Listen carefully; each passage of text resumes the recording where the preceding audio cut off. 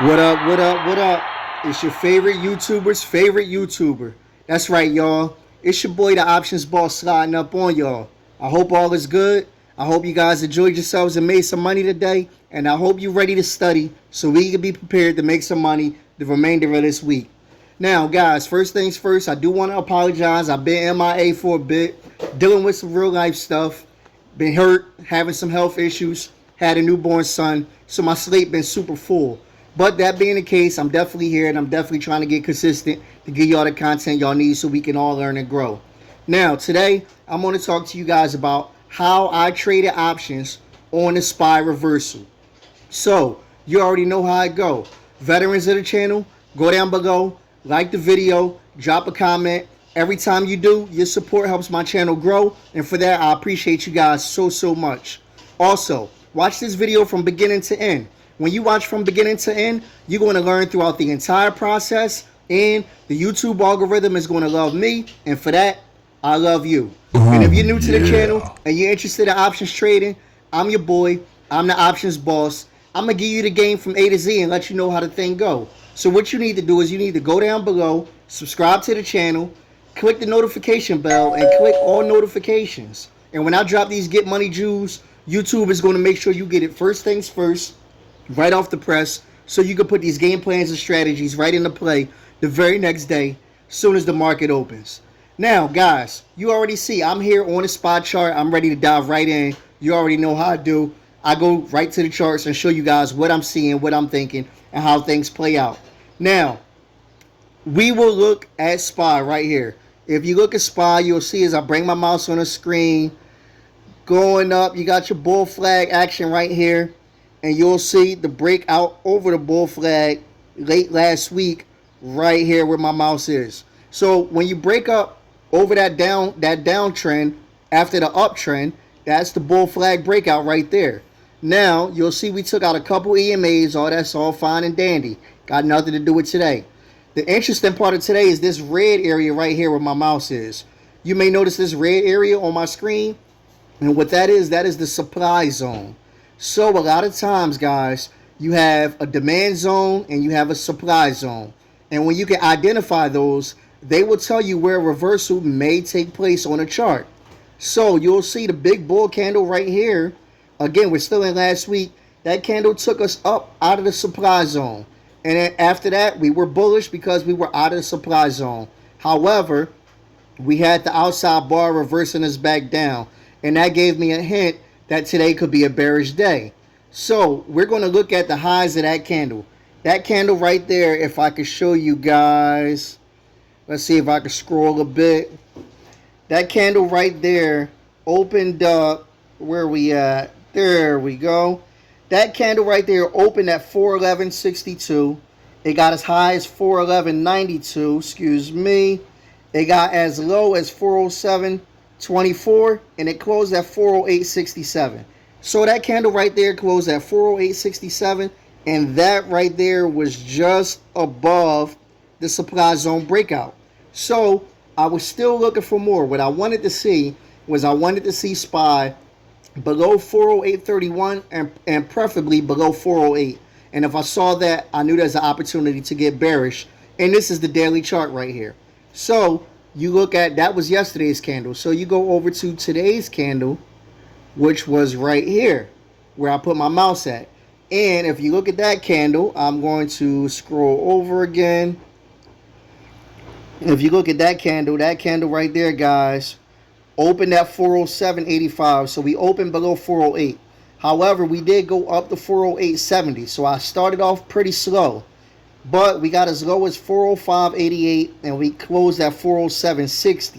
Now, what I did, how I played this, was when I saw us go up to 408.70, I was in no positions. I was just in a Tesla put this morning. However, once we lost that 408 area again, so I'll come back over here on my chart. Once we lost that 408 area again, what I did was I jumped in QQQ puts today, not SPY puts. Now, the reason why I jumped into QQQ puts is because QQQ was weaker today than SPY. But as you guys know, I always talk about the big four: SPY, QQQ, DIA, and IWM. And if you're not familiar with the big four, that's another reason why you need to be subscribed to this channel, so you can get information like that and understand what those big four do. Nevertheless, I jumped into QQQ puts once SPY got lower than 408, and I stayed in those QQQ puts and made some money.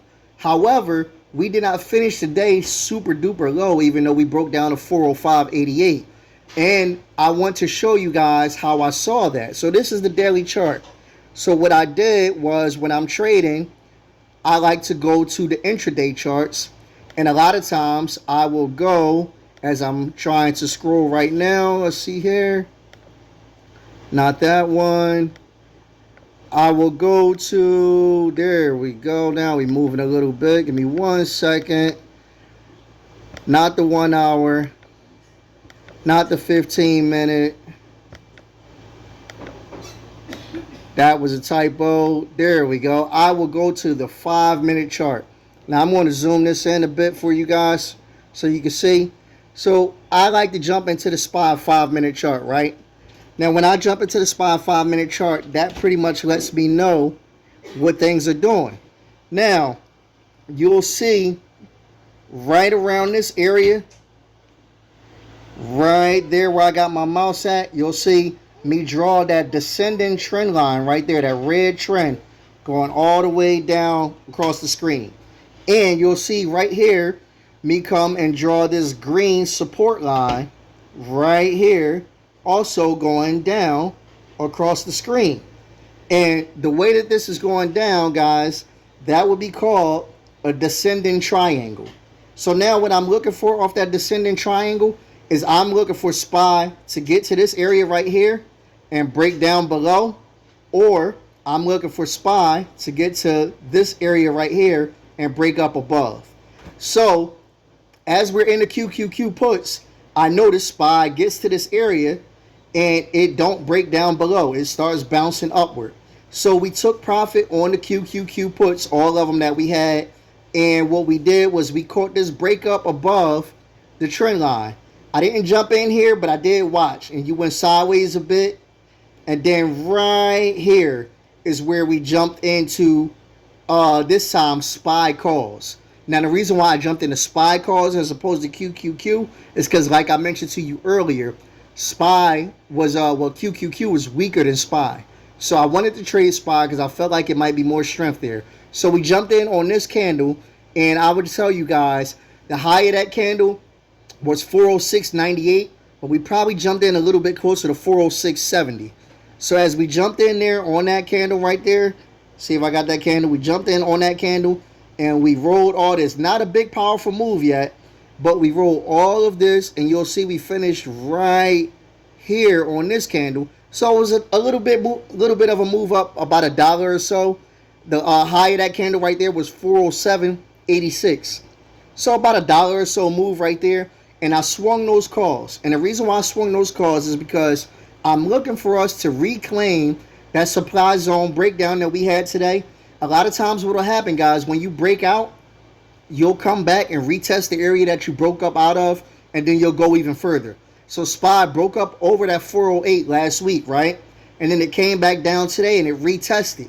Now that it's right here at this 407 area, if we open up tomorrow bullish above 408.31, and if we can maintain that and keep going, SPY could be ready to make its next move up.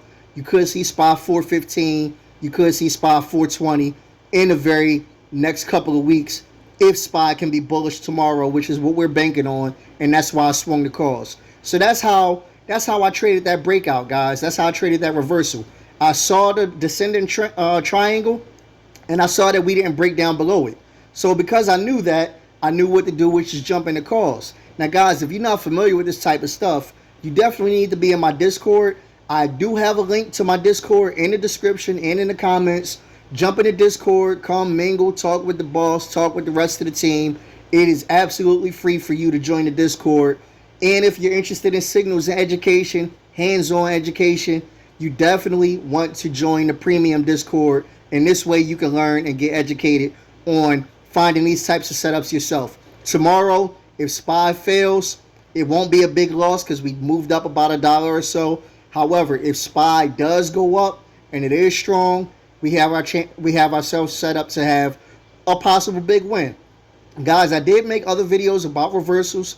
I'm going to link that video up here. I definitely want you to check that video out. Guys, make sure you study, watch the video a couple times, get your ideas on how you can find reversals on your own. Never forget, guys, you can always be a boss with the options boss. You already know I'm a holler when I holler.